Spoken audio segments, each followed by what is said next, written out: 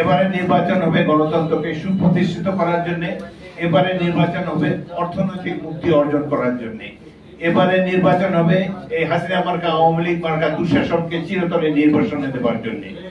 সুতরাং আগামী দিনে জনসাধারণের কাছে আমাদের আহ্বান রইল, সরকারের কাছে আহ্বান রইল, আপনারা এমন একটি সুষ্ঠু নির্বাচন অনুষ্ঠানের ব্যবস্থা করবেন যাকে নিয়ে দেশবাসী গর্ব করতে পারে।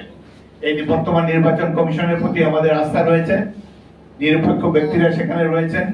আমরা আশা করব যে একটি সুষ্ঠু নির্বাচনের মাধ্যমে গণরায় প্রতিফলিত হবে। এই নির্বাচনের জন্য দীর্ঘদিন ধরে বাংলাদেশের মানুষ অপেক্ষা করে আছে।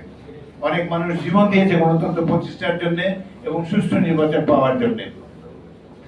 এই নির্বাচনে ফলে বাংলাদেশ অর্থনীতি গভীর শক্ত ভিত্তির উপর প্রতিষ্ঠিত হবে আমরা আশা করি।